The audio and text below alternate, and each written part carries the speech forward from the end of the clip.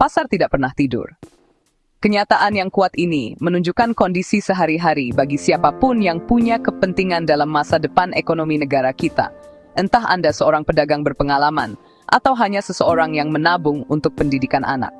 Setiap detik membawa banyak informasi baru, gelombang data baru, dan perubahan kecil dalam sentimen yang bisa memengaruhi portofolio dan anggaran rumah tangga.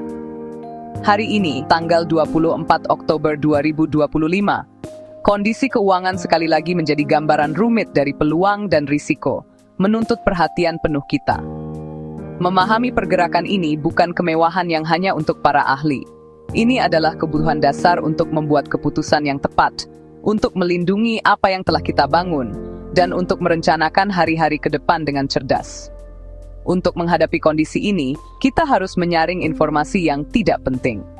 Banjir berita utama, pendapat ahli, dan obrolan pasar bisa sangat banyak.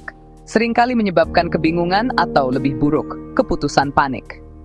Tujuan di sini bukan untuk bereaksi terhadap setiap perubahan kecil di layar, tetapi untuk memahami kekuatan yang mendasarinya. Apa yang sebenarnya mendorong nilai rupiah kita?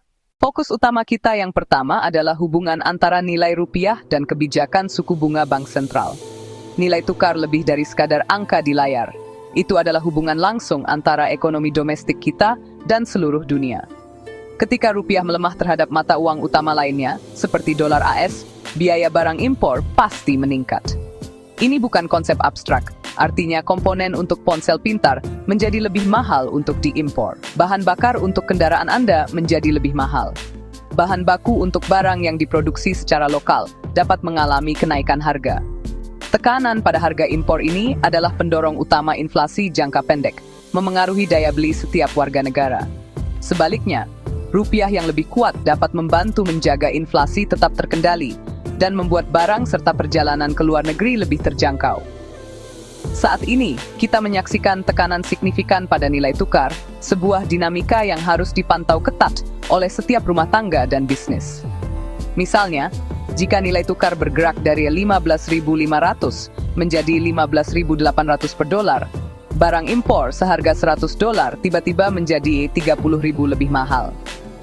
Perubahan sederhana ini memiliki efek berantai di seluruh ekonomi. Ini adalah sinyal yang memerlukan pengamatan cermat, bukan kepanikan. Mendorong kita untuk lebih berhati-hati dalam pengeluaran dan perencanaan keuangan kita dalam beberapa minggu mendatang. Karena fluktuasi ini secara langsung memengaruhi biaya hidup harian kita. Terkait erat dengan ini adalah peran bank sentral dan alat kebijakan utamanya, suku bunga acuan. Anggap saja suku bunga ini sebagai biaya dasar uang dalam perekonomian. Ketika bank sentral menaikkan suku bunga ini, menjadi lebih mahal bagi bank komersial untuk meminjam. Biaya yang pasti mereka bebankan kepada konsumen dan bisnis melalui suku bunga yang lebih tinggi pada pinjaman. Hipotek, kartu kredit. Ini sering dilakukan untuk memerangi inflasi dan menstabilkan mata uang. Suku bunga yang lebih tinggi dapat membuat kepemilikan aset berdenominasi rupiah lebih menarik. Obligasi pemerintah jangka pendek, rekening tabungan sederhana, sehingga meningkatkan permintaan akan mata uang kita. Kondisi saat ini menunjukkan tindakan penyeimbangan yang rumit. Keputusan untuk menaikkan suku bunga dapat memperkuat rupiah, tetapi juga dapat memperlambat aktivitas ekonomi. Bagian 4. Sorotan ketiga, komoditas dan gema global. Sorotan penting ketiga yang harus kita periksa adalah pengaruh besar pasar komoditas global dan peristiwa ekonomi internasional terhadap kondisi keuangan lokal kita. Sebagai pengekspor utama komoditas penting seperti minyak kelapa sawit, batu bara, berbagai logam, nasib ekonomi Indonesia secara intrinsik terkait dengan pasang surut pasokan dan permintaan global. Ketika harga komoditas ekspor utama seperti batu bara naik di pasar internasional, itu secara langsung berarti pendapatan yang lebih tinggi bagi perusahaan pengekspor kita dan peningkatan pendapatan mata uang asing bagi negara. Ini dapat memperkuat neraca perdagangan kita dan memberikan dukungan untuk rupiah, menciptakan efek riak positif di seluruh perekonomian. Namun, hubungan ini adalah pedang bermata dua. Kita juga merupakan importir signifikan komoditas lain, terutama minyak. Lonjakan harga minyak global yang didorong oleh ketegangan geopolitik atau gangguan pasokan di luar negeri segera meningkatkan tagihan impor kita.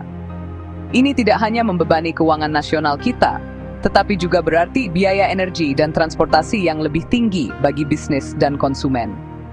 Sebuah perusahaan yang sangat bergantung pada bahan bakar untuk operasinya akan melihat margin keuntungannya tertekan, dan biaya tersebut seringkali pada akhirnya diteruskan kepada konsumen akhir.